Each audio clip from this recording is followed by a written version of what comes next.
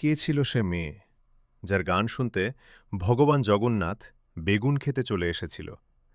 উড়িষ্যার পবিত্র ভূমিতে একজন বেগুন বিক্রেতা বাস করত। তার একটি কন্যা ছিল, ভীষণ সরল, নিষ্পাপ। জগতের চোখে সে ছিল একজন সবজিওয়ালার মেয়ে। সে ছিল জয়দেবের, জয়দেব গোস্বামীর গীত গোবিন্দের ভক্ত। দিনরাত সে গীত গোবিন্দর পদ গুনগুন করে গায়ত। তার কণ্ঠে রাগ বা সুর ছিল না, কিন্তু তার সুরে ছিল ভক্তিমধুর রস।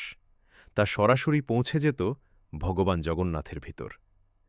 সে ভক্তকন্যা প্রতিদিন মা বাবার সেবা করত, ঘরের সমস্ত কাজ করত। একদিন পূর্ণিমার রাত, চাঁদের আলো গ্রামের ছড়িয়ে পড়েছে। বাবা তাকে ডেকে বলেছিলেন, মা, চাঁদ নিয়ে খুব হয়েছে, উজ্জ্বল বাগানে আলোয় ভেসে আসছে। কিছু বেগুন তুলে আনো, ভোরবেলায় বাজারে নিয়ে যেতে হবে। মেয়েটি ঘুম জড়ানো চোখে কুটল এবং তার ঠোঁটে সেই ভক্তিগীত। সে গেল বেগুন খেতে। তার কণ্ঠে গানের সুরে ভগবান জগন্নাথ চলে এল।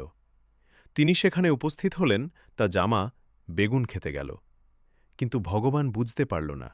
শেষমেশে ভক্তকন্যার পিছে পিছে নাচতে লাগল।